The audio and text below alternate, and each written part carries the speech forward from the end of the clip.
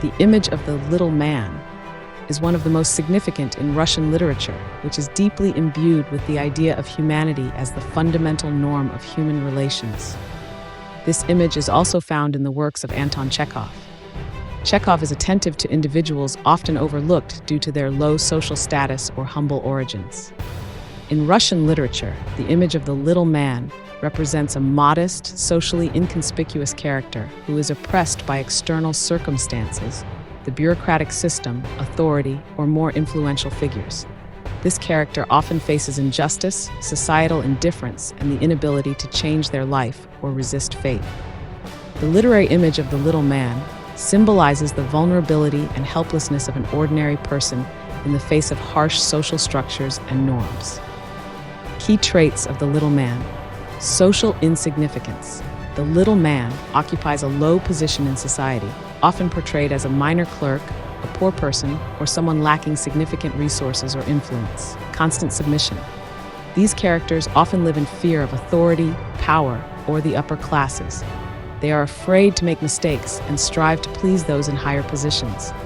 Mundane life. The lives of such characters are often dull and monotonous, revolving around small problems that they cannot escape.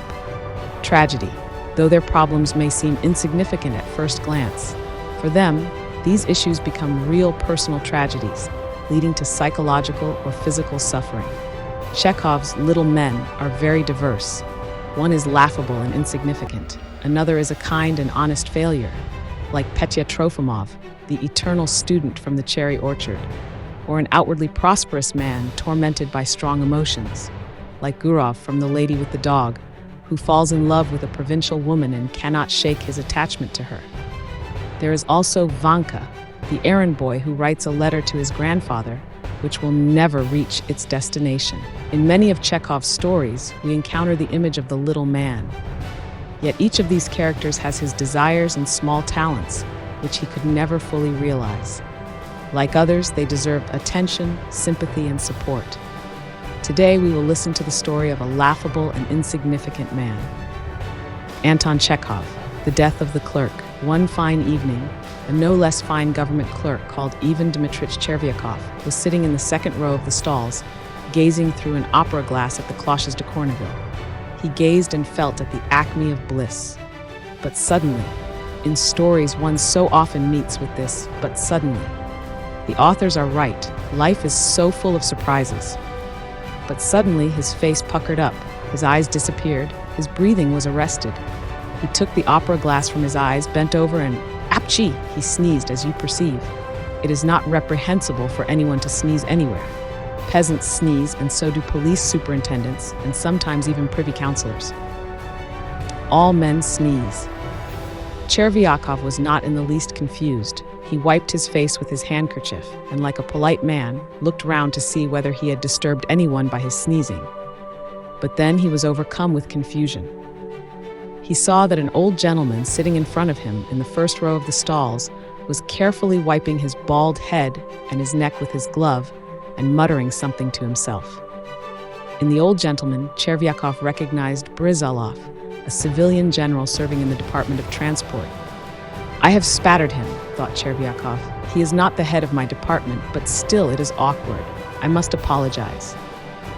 Chervyakov gave a cough, bent his whole person forward, and whispered in the general's ear. Pardon, Your Excellency, I spattered you accidentally. Never mind.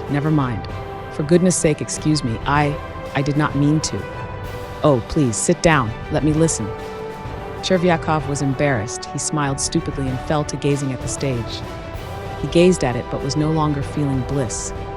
He began to be troubled by uneasiness. In the interval, he went up to Brishalov, walked beside him, and overcoming his shyness, muttered, I spattered you, Your Excellency. Forgive me. You see, I didn't do it too. Oh, that's enough. I'd forgotten it, and you keep on about it, said the general, moving his lower lip impatiently. He has forgotten, but there is a fiendish light in his eye, thought Chervyakov, looking suspiciously at the general. And he doesn't want to talk. I ought to explain to him that I really didn't intend, that it is the law of nature, or else he will think I meant to spit on him. He doesn't think so now, but he will think so later. On getting home, Chervyakov told his wife of his breach of good manners. It struck him that his wife took too frivolous a view of the incident. She was a little frightened, but when she learned that Brizalov was in a different department, she was reassured. "Still, you had better go and apologize," she said, "or he will think you don't know how to behave in public." "That's just it. I did apologize, but he took it somehow queerly. He didn't say a word of sense. There wasn't time to talk properly." Next day, Chervyakov put on a new uniform, had his hair cut, and went to Brizalov's to explain. Going into the general's reception room, he saw there a number of petitioners, and among them the general himself, who was beginning to interview them. After questioning several petitioners, the general raised his eyes and looked at Chervyakov. "Yesterday at the Arcadia, if you recollect, Your Excellency," the latter began, "I sneezed and accidentally spattered X. What nonsense. It's beyond anything. What can I do for you?" said the general, addressing the next petitioner. "He won't speak," thought Chervyakov, turning pale. "That means that he is angry. No, it can't be left like this. I will explain to him." When the general had finished his conversation with the last of the petitioners and was turning towards his inner apartments, Chervyakov took a step towards him and muttered, "Your Excellency, if I venture to trouble Your Excellency, it is simply from a feeling, I may say, of regret. It was not intentional, if you will graciously believe me." The general made a lachrymose face and waved his hand.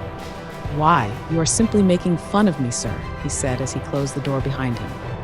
"Where is the making fun in it?" thought Chervyakov. "There is nothing of the sort. He is a general, but he can't understand. If that is how it is, I'm not going to apologize to that fanfaron anymore. The devil take him. I'll write a letter to him, but I won't go. By Jove, I won't." So thought Chervyakov as he walked home. He did not write a letter to the general. He pondered and could not make up that letter. He had to go next day to explain in person. "I ventured to disturb Your Excellency yesterday," he muttered, when the general lifted inquiring eyes upon him. "Not to make fun, as you were pleased to say.